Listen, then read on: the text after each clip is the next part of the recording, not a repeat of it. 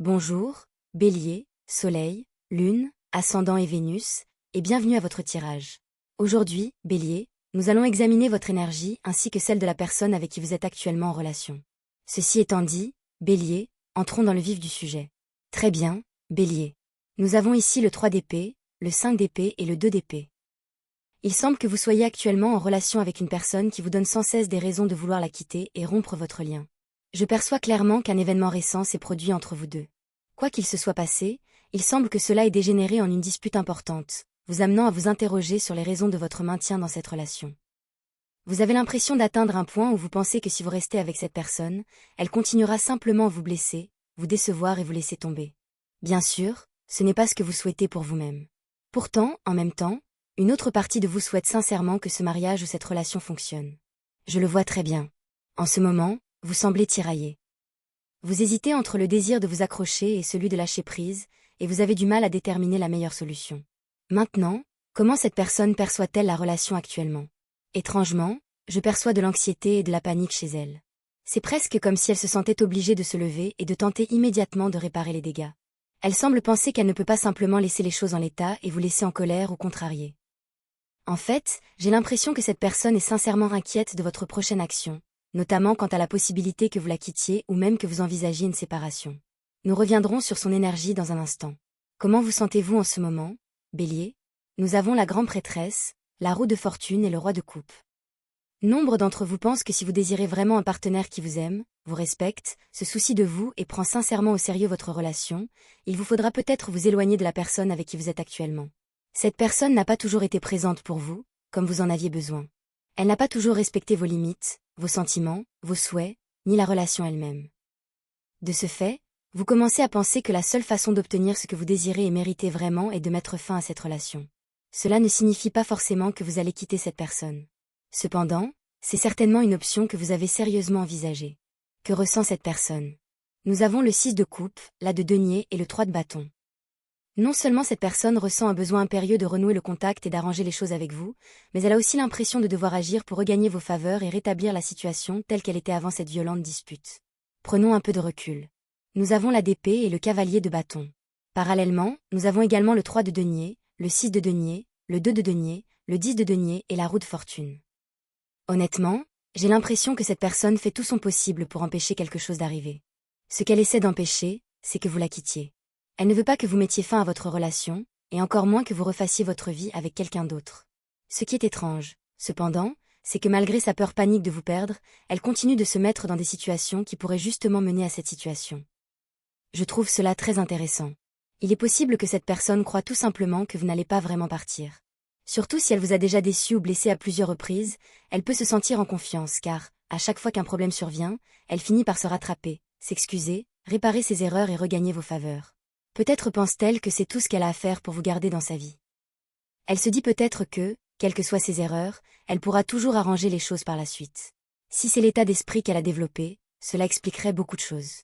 En réalité, cette personne n'aurait pas à craindre de vous perdre si elle était toujours présente pour vous, comme vous en avez besoin. Elle n'aurait pas à craindre la séparation si elle vous traitait simplement avec l'amour, le respect et la considération que vous attendez. Mais voilà le problème.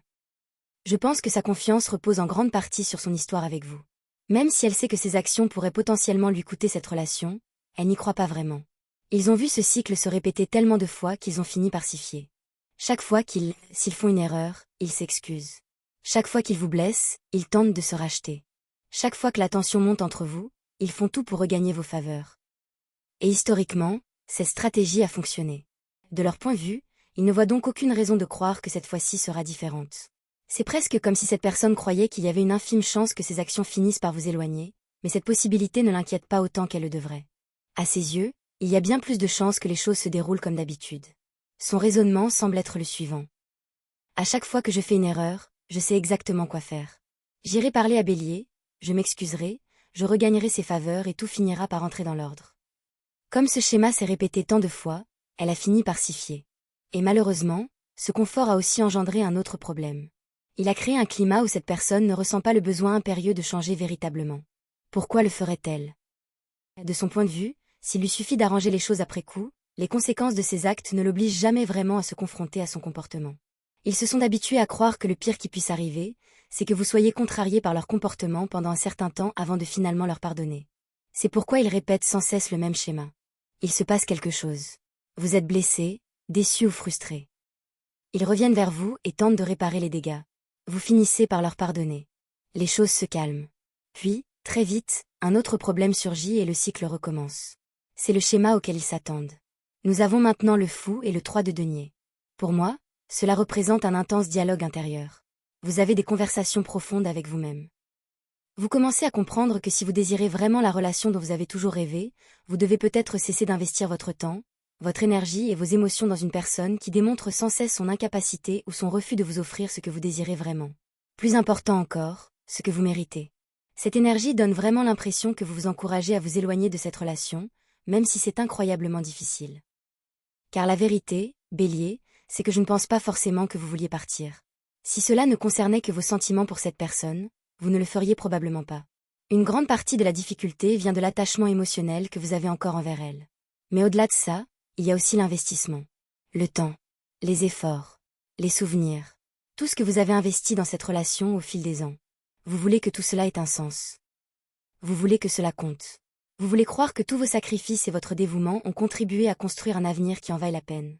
Pourtant, en même temps, vous pensez qu'il est injuste de rester dans une relation où vous êtes constamment blessé ou déçu. Surtout quand vous ne la traitez pas de cette façon. Ce déséquilibre devient de plus en plus difficile à ignorer. C'est pourquoi je comprends que vous en arriviez à vous dire qu'il est peut-être temps de laisser tomber. Il est peut-être temps de partir. Nous avons maintenant le 7 de coupe, le roi de bâton et le pendu. En bas du jeu, nous avons le 4 d'épée, le 3 de coupe et le chevalier de coupe. Je prévois une conversation à cœur ouvert entre vous et cette personne. Il y aura une discussion sérieuse.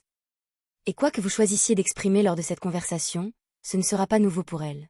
Ce sont des préoccupations qu'elle a déjà entendues. Que vous lui disiez que vous êtes épuisé, que vous ne pouvez plus continuer ainsi, que vous atteignez vos limites ou que vous envisagez de partir, aucune de ces déclarations ne la surprendra. Ils ont déjà entendu ces inquiétudes de votre part à maintes reprises. Et c'est précisément pour cela qu'ils ne sont pas aussi inquiets qu'ils devraient l'être. Croyez-ils vraiment que vous allez quitter ce mariage ou cette relation? Pas vraiment. L'expérience passée les a convaincus du contraire. Les expériences qu'ils ont partagées avec vous leur ont appris que ces situations finissent toujours par passer. Ils vous ont déjà vu vous énerver. Ils vous ont déjà vu envisager de partir. Ils vous ont déjà vu atteindre votre point de rupture. Et à chaque fois, la relation a continué. De ce fait, ils ont fini par faire confiance à ce schéma. Pour eux, ce n'est qu'une question de temps avant que vous ne vous réconciliez. Ce n'est qu'une question de temps avant que ce désaccord ne devienne un chapitre de plus du passé. Ce n'est qu'une question de temps avant que tout ne redevienne comme avant.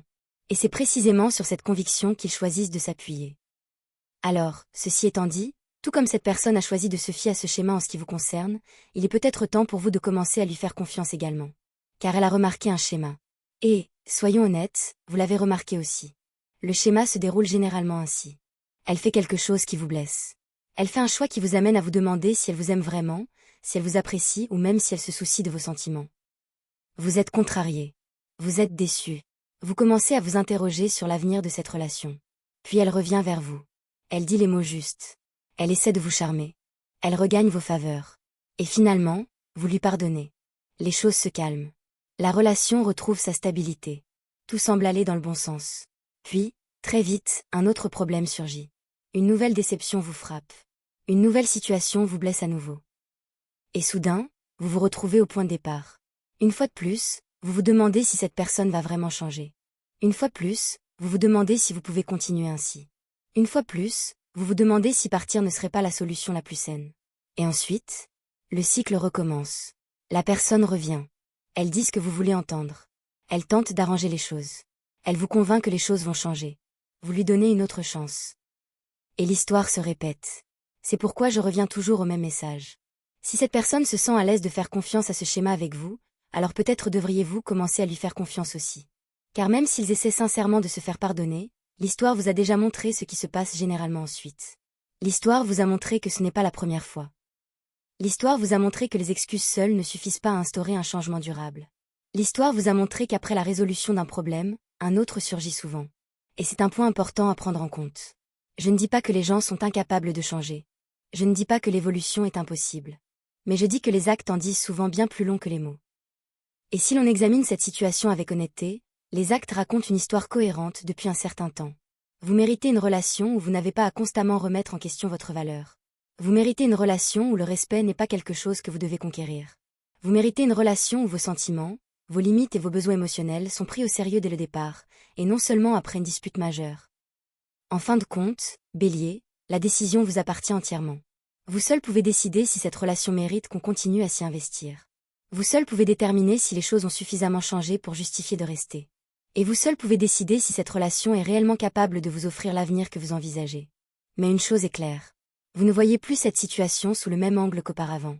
Vous commencez à y voir plus clair. Vous commencez à reconnaître des schémas que vous aviez peut-être négligés auparavant.